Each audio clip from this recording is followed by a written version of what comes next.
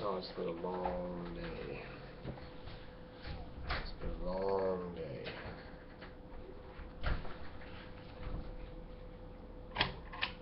I'm not feeling too perfect right now. I'm just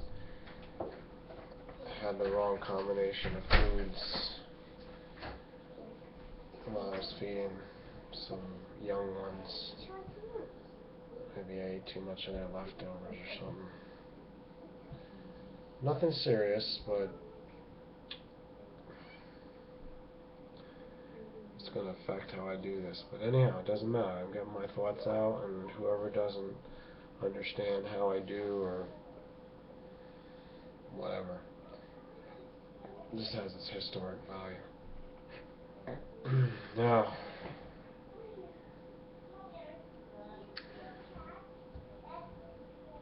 life is interesting because you wonder how everything got the way that it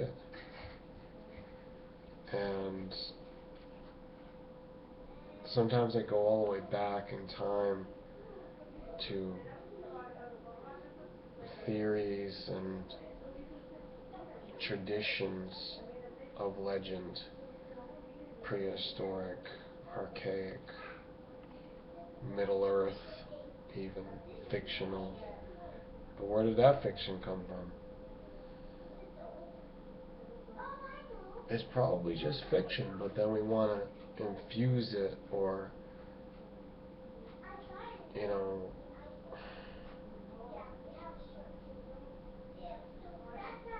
correct it or fit it into what we think. Maybe dwarves used to run around the planet. Theosophy by Blavatsky says that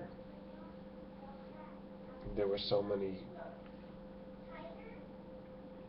cycles of the Earth, the globes. So this one we call Earth, and it was remade. So it wasn't always like the same form that it is now, solid or that size. And there are these great, huge ages. There's Kali Yuga, so and Theosophy is connected with that. The Vedic culture prior to known history, you know, Western civilization or the reigning establishment science of it does not claim that we go beyond 5,000 years or so. And they only push ancient Egypt back to that point. They don't even push, say, the Greeks are from then or anything else. Sumerians are a very old culture, and then you've got the Indus Valley, and then you've also got, there's another section that they talk about, excuse me, but where do the Aborigines come from in Australia? They're totally separate, and they talk about a dream time, like their whole sense of things is like, they seem to be so ancient that it doesn't even make any sense where they come from. And how do you fit in Madagascar? So you got marsupials down under, you got Madagascar, which is a bunch of strange stuff. It was isolated just by that several dozen or 100 miles of ocean, where African mainland was far away from it, but it seems like it evolved separately, or was that natural, or did people specifically come there and just contain themselves to that large island? And you've got, you know, all kinds of other stuff going on that you have to wonder in the Pacific. The Pacific is huge, but if Theosophy comes from that Vedic culture, Vedic lore or records or scripture, can it be fiction when they have a whole list of like, what is it, like 90 kings or 900 kings? I can't even keep track of. Sometimes do they add extra digit places, extra like power of 10, multiply it times 100 or 1,000? But even if it's 90 kings going back before,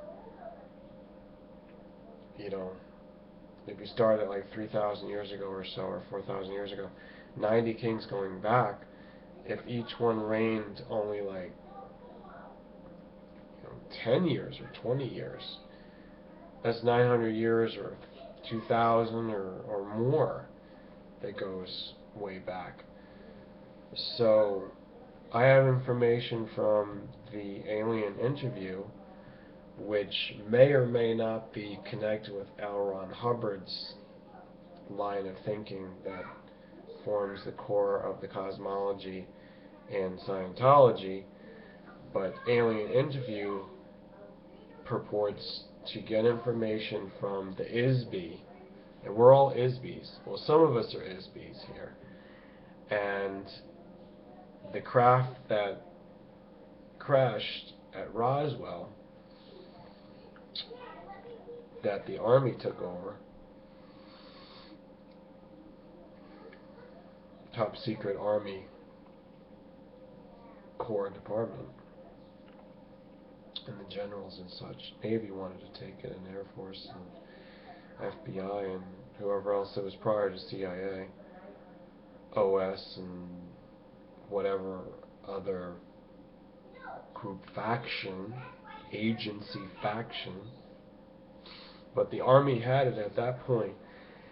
And is it connected with Area 51? I don't know. But the Roswell crash is you know, well documented. It's in the lore of total ufology. Like, it's just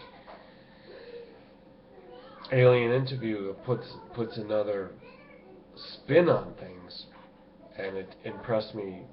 Some people in New Mexico near Roswell actually turned me on to it, but I mean,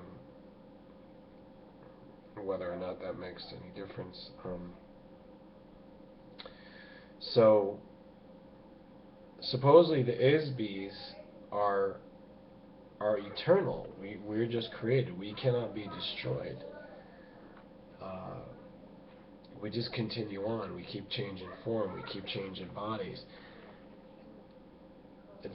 We know the history, and supposedly the war, it includes Mars, this is not anything new. This is very common legendary tradition. Mars is the god of war. Mars is that the planet that sent war upon this planet, our own Earth, in the prehistory. Was Mars invaded, and then Mars then invaded us? Did the invasion come in? Did they create a base there? Does the asteroid belt have something to do with that? Is that the destruction of a world? And why is Mars the way it is? Why? Someone just asked me, it was interesting, the comment, they have all this technology and everything, and they put the rover to explore Mars, supposedly, but why is there no video camera on it? I mean, probably because it costs so much more energy, and data has to be sent, but photos would be easier, or something like that. But you would think that would take technological capability. They could get some video, but they don't. You can't make it, fake it kind of thing. Suspicion of NASA. But here's the deal, like, the history and the alien interview pushes everything back about 9,000 or 10,000 years ago, thereabouts. So this is 8,000 years before Christ, if it is accurate that Christ was here 2,000 years ago. So this is way before ancient Egypt and everything, and what does it have to do with Atlantis? I guess here's how you factor it in, because they say that there's a big war that took place it's been erased from memory, it's been covered up, and a crew came here. They were not supposed to make any major changes. They were not supposed to liberate the people on the planet at that time, but they landed in the Himalayas area, like Central Asia. They proceeded to be ambushed by the invading force from Mars, and this benevolent force, which comes from the center of you know, the civilized galaxies, the landing party who was here to just make observations and, you know, send a report back, they were trapped here by evil, malevolent technology. Their memories were wiped, and since they can't be destroyed, they just became trapped in this holographic matrix that we have here. And as the, you know, scenario goes, or the cosmology, they've been trapped here ever since. In other words, reincarnating within the humanity as other humans, just mixing in, and they keep coming back, and they know that they're here for a reason, but they can't seem to get it right, because we've got to, like, join together and form coalitions, cooperation with the locals, the beings that were here before the landing party came here. This may be the reason why civilization started, why civilization took hold as it did, and led to the present state, where we're still. So the explanation is this: whatever war happened, the technology that was put over the planet, the military technology, is still in place. And we, as a planet, as beings, and maybe some of us just came here from the civilized galaxies, we are trapped, and there's no rescue party coming anytime soon. It's been going on for thousands of years. We've just got to deal with whatever's going on. So this technology cannot be located, the evil technology, but it has something to do with, part of it is resonating on automatic from Mars, and part of it also, if I remember correctly, the contraption is on one of the asteroids. So this is a technology that's beyond us right now. It's kind of like, it has a cloaking technology. It's has a way of making a hologram, has a way of controlling our minds. So some people think about this scenario, and all of what I've just said in the past few minutes is from the book Alien Interview. But I'm going to relate this to a whole bunch of other things. Because number one timeline framework that you need to use is about the Ice Age. According to scientists that don't have any other, like, spiritual views or don't believe in Atlantis necessarily, but they look at the geologic record and their analysis according to the principles of today, they have come up with a theory that the last major glaciation was ending anywhere from 15,000 to 12,000 years ago. So I hope I got that right. It's about 12,000 years ago that glaciation receded. So we entered into what they call the interglacial period. We're still in the Ice Age of the Earth. So you got to look at these huge timelines, and they go like tens of thousands and hundreds of thousands and millions of years. So in the latest period, which is what is it? The Pliocene. We're in the Holocene, and it's the time of the human ascendancy.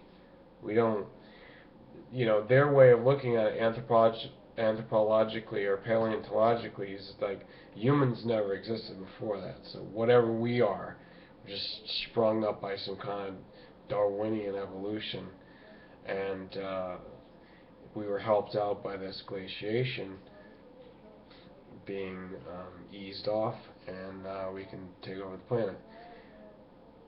What I want to tie this in with is the fact that the records of the Vedic civilization, ancient India, that led to the Indus civilization that they can look at, and I think around the Brahmaputra. There were two major areas that I've seen explored and talked about frequently.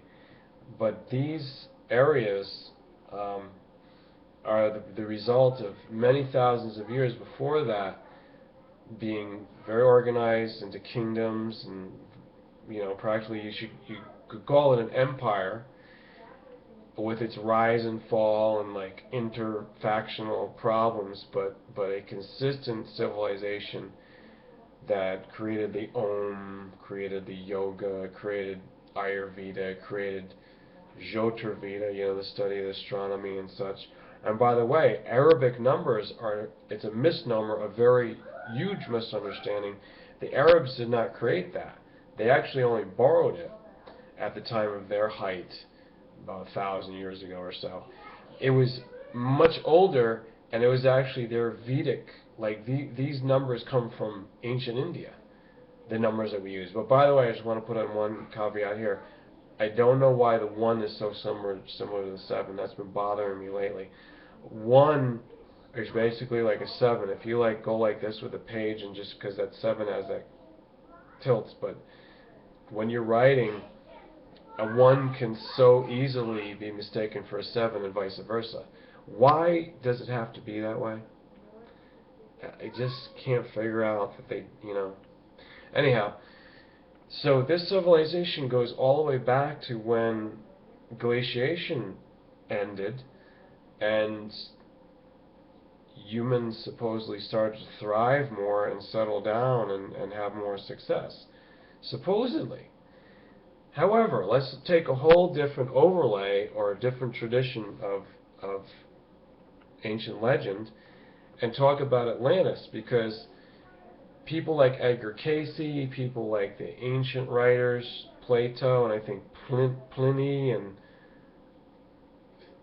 there's a lot of cross-verification with this, and it's saying that Atlantis was in existence maybe about 15,000 years ago or prior to it, but I mean the ending was about 15,000 years ago, or maybe it was 12,000 years ago. So what is that telling you about glaciation? Does that mean that Atlantis existed for a long time, and it may or may not have been during glaciation, like a lot of ice at the poles, or one pole? Who knows if pole shifts had happened? Physical pole shift, not magnetic. But I think the two would be connected. But let me get into that later about the geology and the astrophysics and stuff. But if there was a high civilization called Atlantis, and it ended, maybe it caused the melting. Maybe it was part of that. And let me give you yet another overlay, which is the third major one that I'm going to throw at you, that have to be reconciled or else we can't understand truth. The third one is the flood myths. And to time it out, to coincide it till it was one great big flood period, or were there multiple floods that happen around the earth, and all these different cultures are talking about separate events? Or did they happen like dominoes in succession? Or again, is everything all unified as one major earthly flood, the Great Deluge?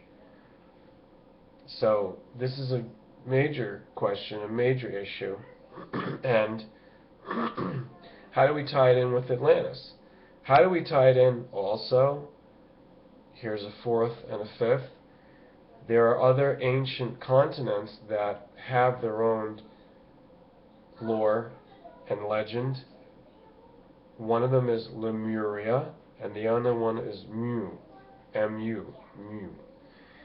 And these are in different places of the world. So when you look at it, you do see now, with the benefits of Google Earth and satellite imaging, they can see through the water, they can see the terrain that's been hidden from view, never had any light of day on it.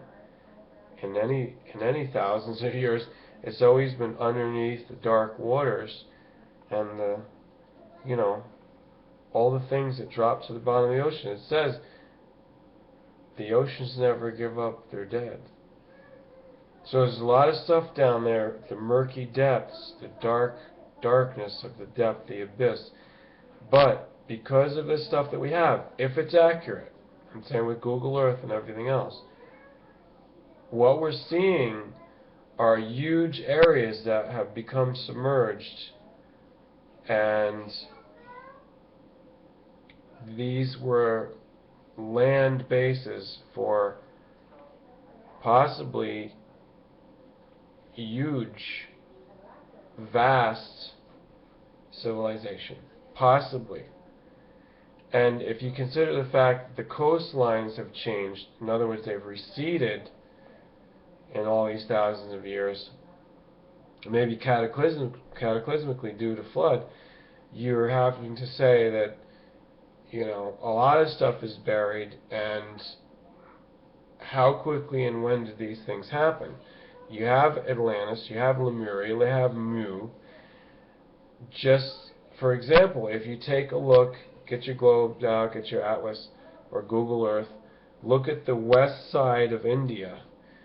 The river that goes down is 50, 100 miles or more to where it goes out on this sloping plain to where you can still see the delta is there. It's now underwater. Just a canyon was dug into where the delta flared out, and there must have been all kinds of civilization, and many of the antiquities departments are corrupt, and also I would tell you in ancient Egypt they are also very questionable. They are not allowing certain things, and I'm going to talk about ancient Israel as well. Israel is very sketchy.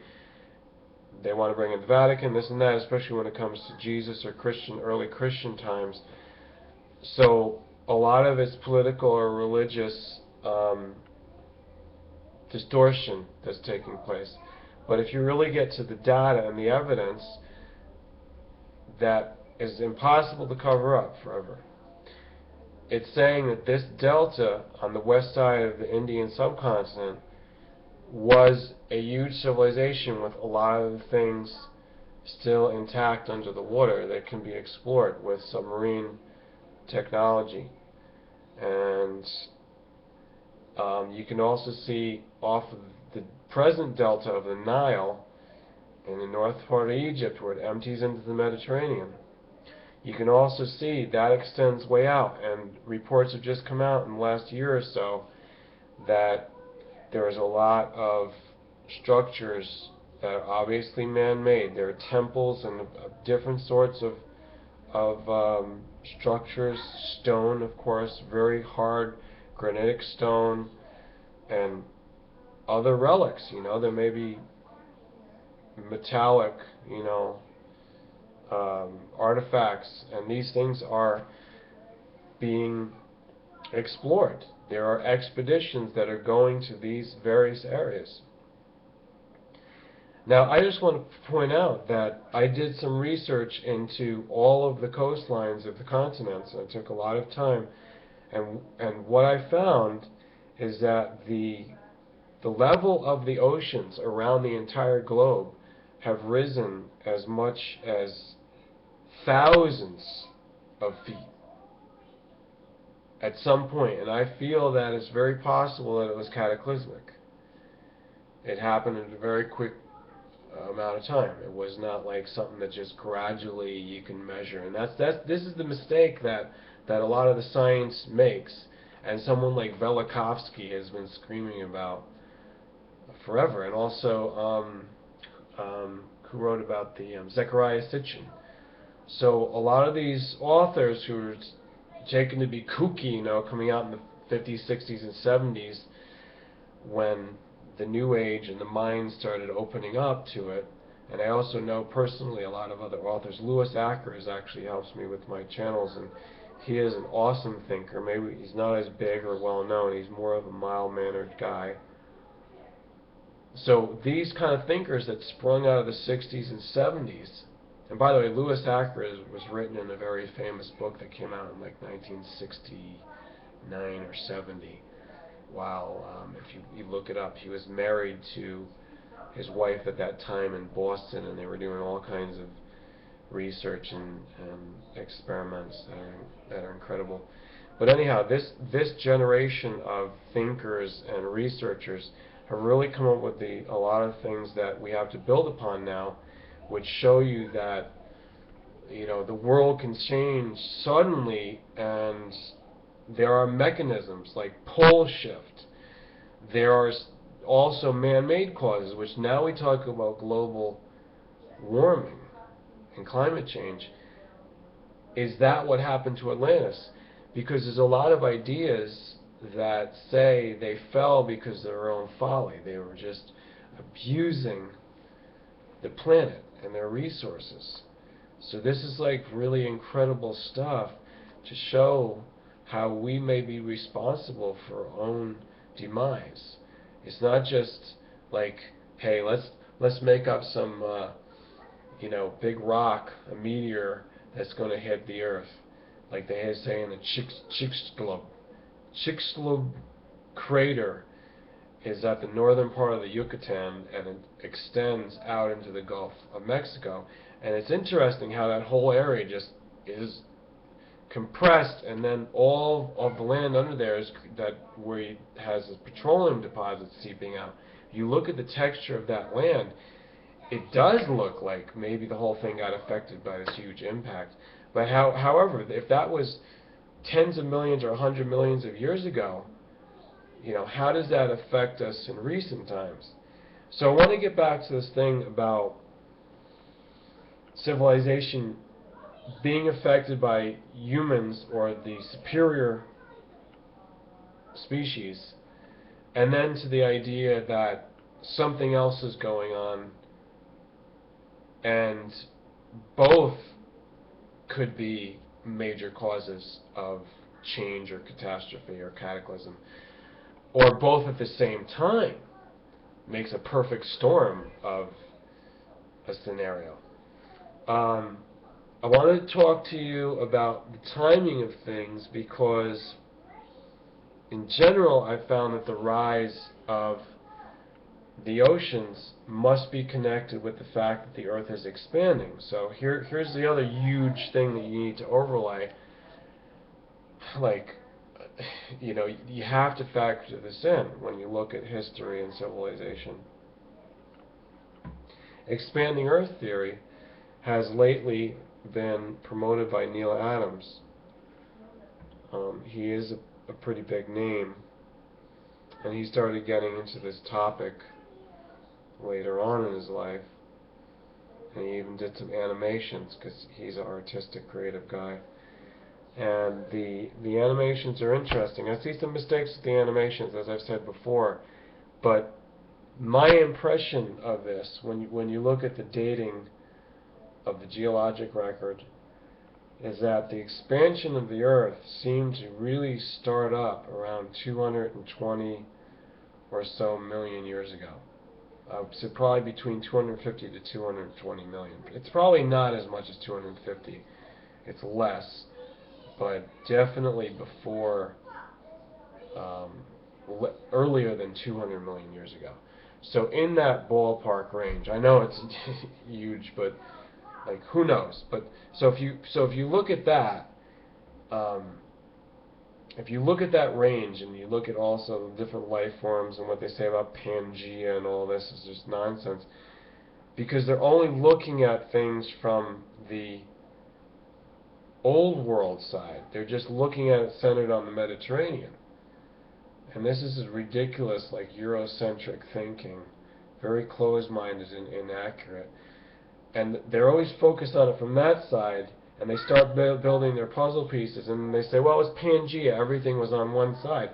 That's just basically impossible. It doesn't make any sense. But if you look at the Earth expanding, you have to look at the Earth consider all sides, all angles at the same time. And things expanded from being one Earth mass around a smaller planet and just breaking up as the Earth expanded, and pieces of the crust just spreading away from each other. But most of the expansion, the vast majority, is in the Pacific.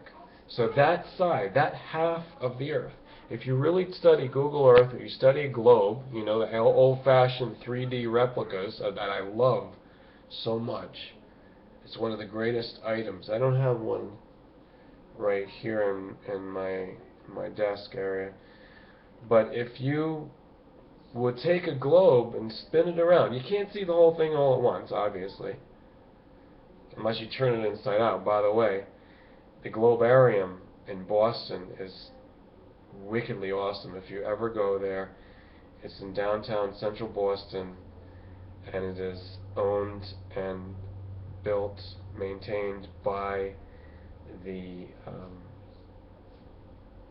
church, what is it, Church of Jesus Christ Scientist or something like that. It's, wait a second, no, there's, who is the one, there's the church that does the news reports. They have this really good magazine, and their leader was, it wasn't Mary Baker Eddy, it was, anyhow, you can look all that up. I'm going on a tangent. Anyhow, when you go there, it's an inside-out globe, so you get inside and you can see it, like more of it, instead of seeing it from the outside. It's just turned it inside out. So a regular globe, you can't see. You can only see one side, and the edge gets distorted because it starts to curve over and it just gets compressed, you know, like, and you can't see it. It's just distorted. But you can see almost like 45% of the Earth at any given time, right? So you're looking at this, and when you go around to the Pacific side, and you see like little islands like Easter Island and Hawaiian Islands and Micronesia and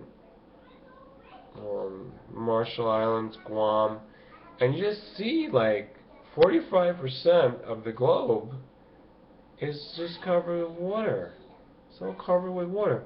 And just the little specks of islands, that's all you get for land. And what's amazing is that most of this area is new. That, as I said, the vast majority of the expansion that creates the surface of the Earth is an underwater new surface. It's underwater because the continental crusts are older. So the expansion that's coming out from these cracks is just like turning itself inside out practically, coming out from the inside of the Earth and spreading out and causing the entire Earth to expand and have more volume. And possibly not more mass, but more volume. And the areas of expansion are unequal. Okay?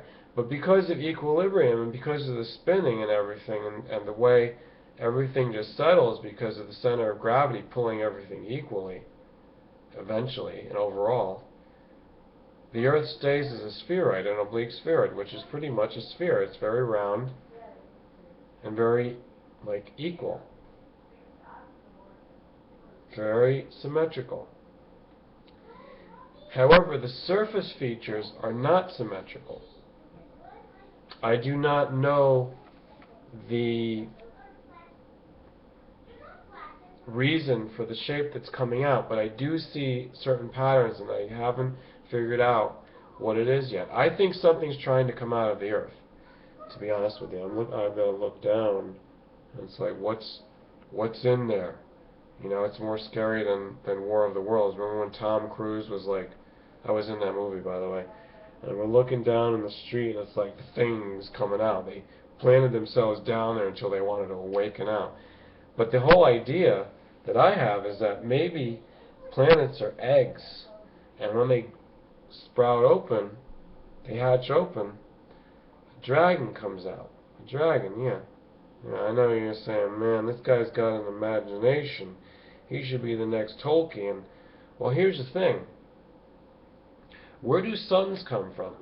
The sun.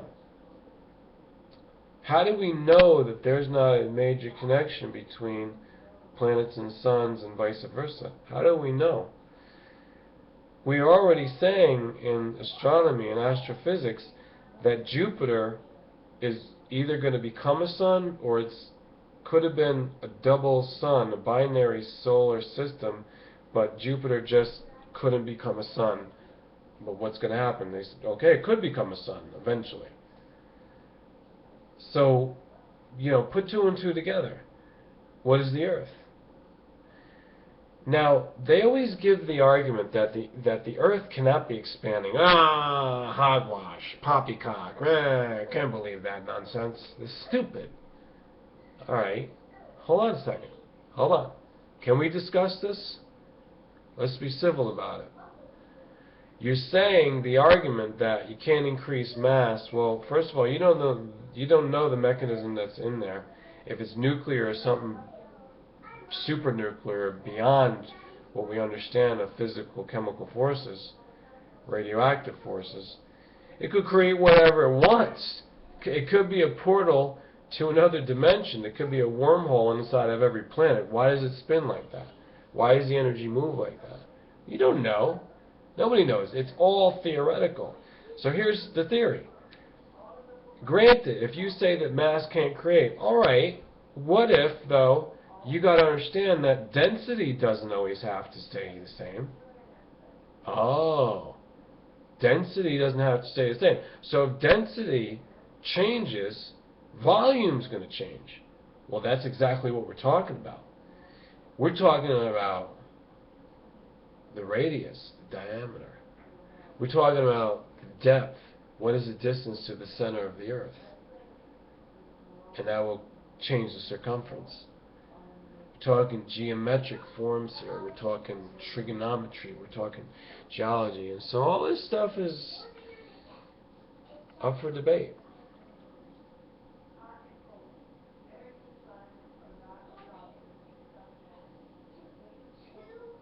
Let me rewind all of this information here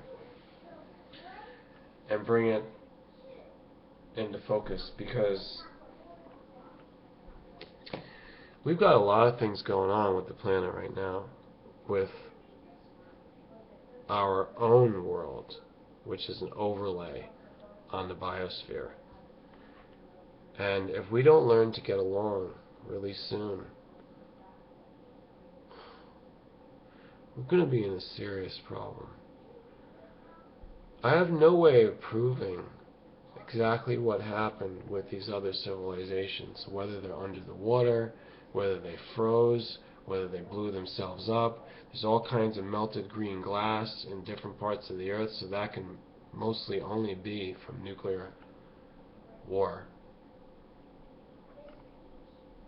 But I don't know. I can't prove anything. We're not there now. We can just put together our best guesses or hypotheses and try to tell the ancient story. But what I can tell you, what I can prove, is that our life exists right now and we have to survive. And if we're going to have a huge future ahead of us, we have to do something right now. And that's why I've been talking and doing videos and coming out. And I'm not a video person. I'm a real life person. And I'm supposed to be real life out in the world. And I don't want to do it through these iPhones and house phones and accounts and internets and everything. That's not necessary. I want to do a heart-to-heart connection, brain-to-brain, telepathy, telepathic, however you want to say it, telekinesis, not telephone, telepathy. Because that's real, that's direct, that's actually what will help us. If you go heart to heart, it's love. Video can't do that too well. So I'm trying to figure out a way that I can go to the public more and make things happen. And I'm working on it, but I seem to be stuck in the matrix. I seem to be stuck, and I cannot get out. As I said many years ago when I became the first president of YouTube, when YouTube just started, many of you were not here. Many of you weren't. But see, everybody who was here remembers me. I got in, I got sucked into it, and as the president, I had to represent the community.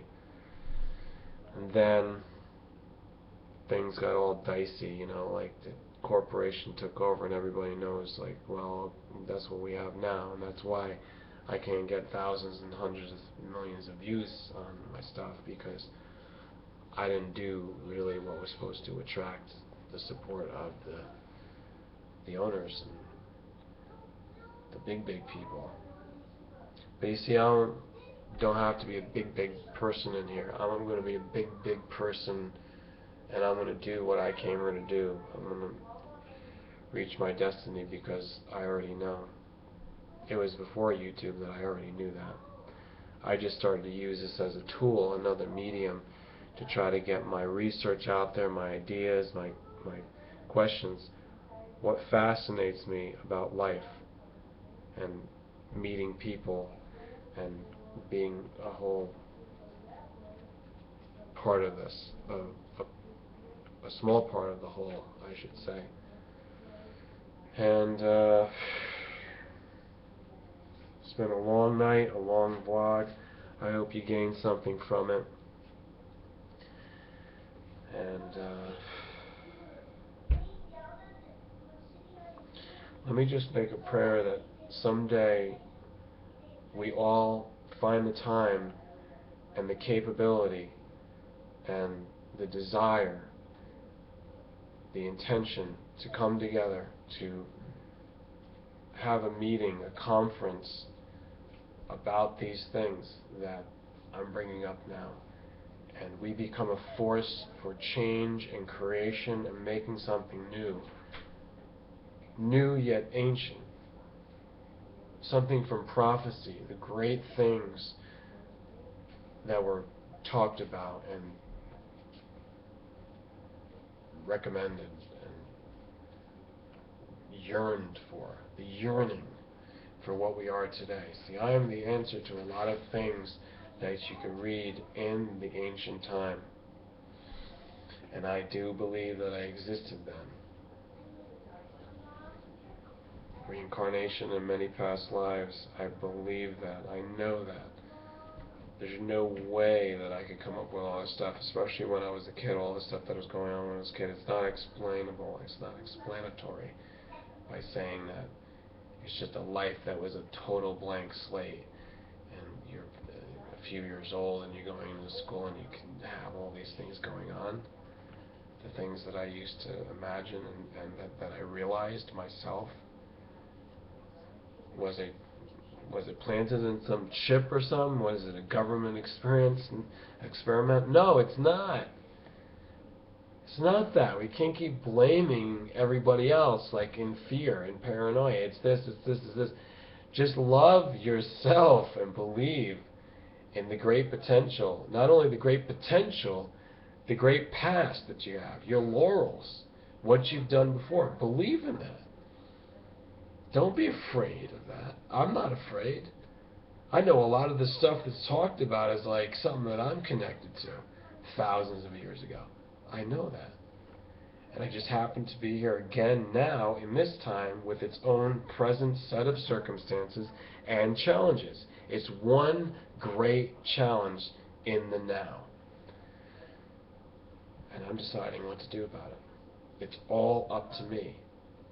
And if we get together, it then becomes all up to you. Each individual is all up to each their own self to bring this together. A circle, a tight circle. We're only as strong as the weakest link, but all links will be equal and tested and real and true. We form a circle. And here's like one of the ones, I'm telling you, if you meet this one, and she doesn't get to do her own channel yet, you know, it's her father that does it, but she can tell you things and awaken you just by her presence, like in the things she says and her energy. I'm telling you. And I have to appreciate that and protect that and nurture that and guide that. And that's what I'll do for everybody. Sometimes we all need that. We're all children in this. We're new, yet we're ancient. See, we're new, yet we're ancient. Okay. So that's my blessing on you, that all these things will be true, and they will be proven, and they will be experienced. And we will reach the highest level yet. We have the potential. We have the calling. We have the obligation for all the future and every generation after us to succeed and to get along, to save ourselves. It's my pajama. Mickey Mouse is very commercialized. Disney is dead now, and who's taken over that company? Don't you question these things? You will. Eventually you will.